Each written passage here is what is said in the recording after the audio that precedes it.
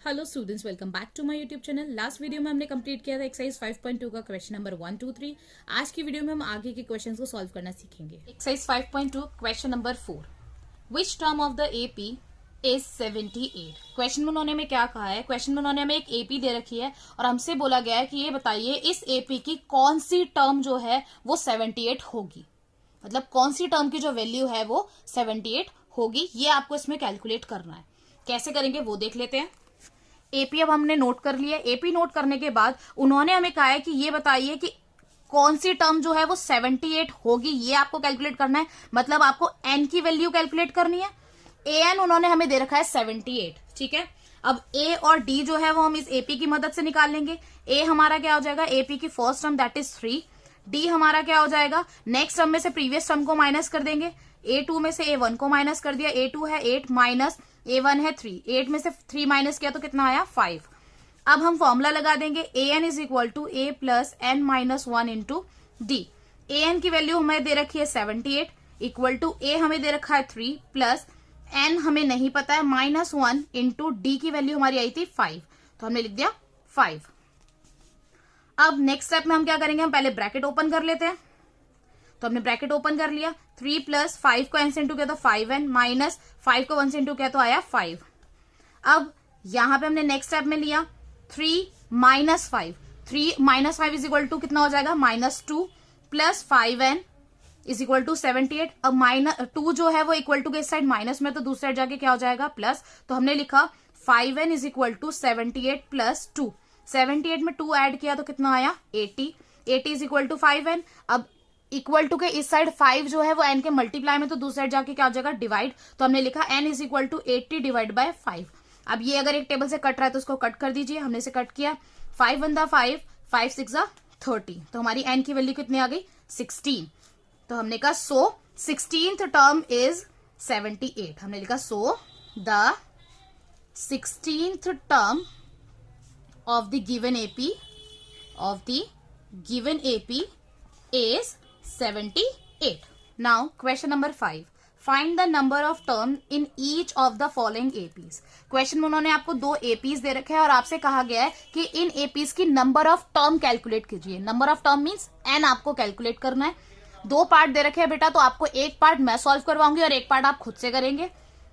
मैं आपको second part करवा रही हूँ, ठीक है। कैसे करेंगे वो देख लेते हैं। अब हमने एपी नोट कर लिया है। एपी नोट करने के बाद हमने ये देखा कि जो हमें एपी दे रखा है वो फाइनाइट एपी है। मतलब ये बताया गया है कि एपी आपकी कहां जाकर खत्म हो रही है। तो लास्ट टर्म हमें दे रखी है -47 और आपको बताना है इसमें नंबर ऑफ टर्म्स कितनी है, ये आपको कैलकुलेट करना है। अब सबसे पहले हम इसका ए कैलकुलेट कर लेते। तो ए हमारा क्या हो जाएगा? इसकी first term that is 18। D हम कैलकुलेट कैसे करेंगे? नेक्स्ट टर्म में से प्रीवियस टर्म को माइनस, मतलब A2 माइनस A1। A2 है हमारा 15 1/2 माइनस 18। सबसे पहले मिक्स फ्रैक्शन को नॉर्मल फ्रैक्शन में कर लेते हैं। तो ये आ गया हमारा 31/2 माइनस 18। अब कैसे इसे सॉल्व करेंगे? आगे नीचे एलसीएम ले लिया सबसे पहले हमने। तो एलसीएम लिया, वो आया 2। 2 को 2 से डिवाइड किया 1। 1 को 31 से इंटू किया तो आया 31 माइनस 2 को 1 से डिवाइड किया तो आया 2। 2 को 18 से इंटू किया तो हमारा आंसर आया 36, ठीक है। 31 में से माइनस किया 36 को, तो हमारा आंसर कितना आएगा? -5/2। हमारा आंसर कितना आएगा? -5/2। तो डी की वैल्यू हमारी कितनी आ गई? -5/2। अब हम लगा देंगे ए एन का फॉर्मूला। तो ए एन का फॉर्मूला होता है A plus N minus 1 into D. A N की वैल्यू हमें दे रखी थी 47। ए हमारा था 18 प्लस एन हमें नहीं पता है तो हम ऐसे लिख देंगे। डी की वैल्यू हमें दे रखी है -5/2। अब 18 जो है वो इक्वल टू के साइड प्लस में, तो दूसरी साइड जाके माइनस हो जाएगा। तो हमने लिखा -47 minus 18 is equal to N minus 1 into -5/2, ठीक है। -47 में जब -18 को हमने ऐड किया तो हमारा आंसर कितना आया? -65 is equal to N minus 1 into -5/2। अब -5/2 जो है वो इक्वल टू के इस साइड मल्टीप्लाई में, तो दूसरी साइड जाके क्या हो जाएगा? डिवाइड। तो हमने लिखा -65 divide by -5/2 is equal to N minus 1, ठीक है। अब फ्रैक्शन वाले में हम डिवाइड को कैसे सॉल्व करते हैं वो मैंने आपको पहले भी सिखाया है। कैसे करेंगे? पहले डिवाइड को चेंज कर देंगे मल्टीप्लाई में और आगे का जो फ्रैक्शन का नंबर है उसको हम रेसिप्रोकल कर देंगे। तो हमने किया 2/-5 is equal to n minus 1। अब ये एक टेबल से कट रहा है तो काट दो। माइनस से माइनस कट गया। 5 1 5, 5 1 दा 5, 5 3 ज़ा 15, 13 को 2 से इंटू किया तो कितना आया 26 is equal to n minus 1। अब 1 जो है वो इक्वल टू के साइड माइनस में, तो दूसरे साइड जाके क्या हो जाएगा प्लस, तो हमने लिखा n is equal to 26 plus 1, तो दैट इज 27। तो n हमारा कितना आ गया 27। तो बेसिकली इस एपी के अंदर कितनी नंबर ऑफ टर्म्स है 27। Now question number 6, check whether minus 150 is a term of the AP 11, 8, 5 और 2 सो ऑन। उन्होंने हमें क्वेश्चन में क्या कहा है कि आप चेक करिए कि ये जो माइनस 150 है वो आपको जो एपी दिया गया है उस एपी की टर्म है या नहीं। तो इसके लिए हम क्या करेंगे, सबसे पहले हम इसको an लेके चलेंगे और n निकालेंगे। ठीक है, कैसे करेंगे वो देख लेते हैं। अब हमने एपी नोट कर लिया। एपी नोट करने के बाद सबसे पहले an लिख लिया हमने, कितना माइनस 150। a की वैल्यू हमारी क्या हो जाएगी, एपी का फर्स्ट टर्म जो कि है हमारा 11, डी हमारा क्या हो जाएगा नेक्स्ट टर्म में से प्रीवियस टर्म को माइनस, मतलब a2 माइनस a1, a2 है हमारा 8 माइनस a1 है 11, 8 में से 11 को माइनस करा तो कितना आया माइनस 3। अब हम लगा देंगे an का फॉर्मूला, तो an का फॉर्मूला लगाया a plus n minus 1 into D. an हमारा हो गया minus 150 is equal to a है हमारा 11 प्लस n हमें नहीं पता है n माइनस 1 इंटू डी की वैल्यू हमारी होगी माइनस 3। ठीक है, अब 11 जो है वो इक्वल टू के साइड प्लस में, तो दूसरे साइड जाके हो जाएगा माइनस, तो हमने लिखा minus 150 minus 11 is equal to n minus 1 bracket में माइनस 3। माइनस 150 में 11 को प्लस किया तो कितना आया हमारा minus 161 is equal to n minus 1 into minus 3। अब माइनस 3 जो है वो इक्वल टू के इस साइड मल्टीप्लाई में, तो दूसरे साइड जाके क्या हो जाएगा डिवाइड, तो हमने लिखा n minus 1 is equal to minus 161 upon में माइनस 3। माइनस से माइनस कैंसिल हो गया, बाकी ये टेबल से नहीं कट रहा तो उसको छोड़ देंगे यहीं पे। अब हमारा इक्वल टू के इस साइड 1 जो है वो माइनस में, तो दूसरे साइड जाके हो जाएगा प्लस, तो हमने लिखा 161 अपॉन में 3 प्लस 1। अब फ्रैक्शन में तो कैसे सॉल्व करेंगे, पहले लेंगे एलसीएम, तो एलसीएम आया हमारा 3, नीचे वाले से डिवाइड, 3 को 3 से डिवाइड किया तो आया 1, 1 को 161 से इंटू किया तो आया 161, प्लस 3 को 1 से डिवाइड करा तो आया 3, 3 को 1 से इंटू करा तो आया 3, तो 161 में 3 को ऐड किया तो आया 164 अपॉन में 3। अब अगर ये एक टेबल से कट रहा है तो काट दो, अदरवाइज छोड़ दो। हमने देखा एक टेबल से नहीं कट रहा तो हमने इसको यहीं छोड़ दिया। हमने देखा हमारी n की जो वैल्यू आई है वो आई है 164 अपॉन में 3, जो कि है फ्रैक्शन में। क्योंकि n हमारा फ्रैक्शन में, इसका मतलब जो माइनस 150 है वो हमारा इस गिवन एपी का टर्म नहीं है, तो हम लिखेंगे so minus 150 is not the term of, is not a term of the given AP, of the given AP, is not a term of given AP. Now question number 7. Find the 31st term of an AP whose 11th term is 38 and 16th term is 73. Question में उन्होंने आपको क्या कहा है कि आपको 31st term निकालनी है AP की, जिसकी 11th टर्म की वैल्यू है 38 और 16th टर्म की वैल्यू है 73। कैसे करेंगे वो देख लेते हैं। क्वेश्चन में उन्होंने हमें 11th टर्म दे रखी है, मतलब A11 की वैल्यू दे रखी है उन्होंने 38 और A16 की वैल्यू हमें उन्होंने दे रखी है कितनी 73। ठीक है, अब सबसे पहले हम A11 को उसके जनरल फॉर्म में कन्वर्ट कर देंगे, that is A plus 10D is equal to 38 लिख सकते हैं, और A16 जो है वो इक्वल होता है A प्लस 15D के, तो हमने लिखा A plus 15D is equal to 73। ये हो गई हमारी फर्स्ट इक्वेशन और ये हो गई हमारी सेकेंड इक्वेशन।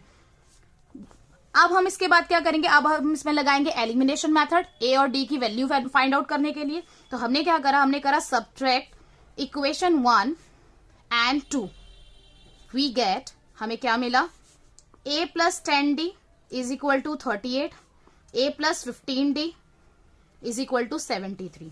अब हमने नेक्स्ट स्टेप में क्या करा, साइन चेंज, प्लस है तो माइनस, प्लस है तो माइनस और प्लस है तो माइनस। अब एक प्लस का एक माइनस का ये कट गया, एक प्लस 10D और माइनस 15, प्लस 10D और माइनस 15 किसके इक्वल हो जाएगा माइनस 5D के। इसी तरीके से प्लस 38 माइनस 73 किसके इक्वल हो जाएगा माइनस 35 के। अब माइनस 5 जो है वो इक्वल टू के साइड मल्टीप्लाई में, तो दूसरे जाके क्या हो जाएगा डिवाइड, तो हमने लिखा D is equal to minus 35 upon में माइनस 5, माइनस से माइनस कट गया, 5 वन द 5, 5 7 द 35, तो D की वैल्यू हमारी कितनी आ गई 7। अब हम क्या करेंगे, हम D की वैल्यू को पुट कर देंगे इक्वेशन 1 या 2 में, किसी में भी। Put the value of D in equation 1, first equation में पुट कर दी, A plus 10D is equal to 38, A हमें नहीं पता, प्लस 10 इंटू D की वैल्यू है 7 इज इक्वल टू 38। पहले हमने इंटू करा तो 10 7 द 70 इज इक्वल टू 38, अब ये 70 जो है वो इक्वल टू के इस साइड प्लस में, तो दूसरी साइड हो जाएगा माइनस। तो हमने करा a is equal to 38 minus 70, तो इसकी वैल्यू कितनी आ गई माइनस 32। तो a की वैल्यू हमारी आ गई माइनस 32 और d की वैल्यू हमारी कितनी आई 7। अब उन्होंने हमें कहा था 31st टर्म को कैलकुलेट करने के लिए, तो हमने लगा दिया A31 का फॉर्मूला। A31 का फॉर्मूला शॉर्टकट में क्या हो जाएगा a प्लस 30d। तो a है हमारा माइनस 32 प्लस 30 इंटू डी की वैल्यू है 7। माइनस 32 प्लस 30 को 7 से इंटू किया तो आया 210। 210 में से 32 को माइनस किया तो हमारा आंसर कितना आया 178। तो A31 की वैल्यू कितनी हो जाएगी 178। Now question number 8, an AP consists of 50 terms of which third term is 12 and the last term is 106. Find the 29th term. Question में उन्होंने आपको क्या कहा है कि एक एपी है जिसमें टोटल कितनी टर्म्स हैं 50 टर्म्स हैं, जिसमें थर्ड टर्म की वैल्यू है 12 और लास्ट टर्म की वैल्यू है 106। अब ये चीज देखो इन्होंने डायरेक्टली ना देके इनडायरेक्टली दिया हुआ है। हमें पता है कि उसमें टोटल टर्म कितनी है 50, तो ऑब्वियस ही बात है कि लास्ट टर्म हमारी कौन सी हो जाएगी 50 हो जाएगी। तो 50 टर्म की वैल्यू हमें उन्होंने दे रखी है 106 और उन्होंने हमें कहा है कि 29 टर्म की वैल्यू निकालिए। ठीक है, कैसे करेंगे वो देख लेते हैं। क्वेश्चन में उन्होंने हमें क्या दे रखा है, उन्होंने थर्ड टर्म की वैल्यू मतलब A3 की वैल्यू दे रखी है 12 और लास्ट टर्म मतलब A50 की वैल्यू दे रखी है उन्होंने हमें 106। ठीक है, अब हम नेक्स्ट स्टेप में क्या करेंगे, सबसे पहले हम इनको इसकी जनरल फॉर्म में लिखेंगे। तो A3 इक्वल होता है हमारा A प्लस 2D के, तो हमने लिखा A plus 2D is equal to 12। ये हो गई हमारी फर्स्ट इक्वेशन।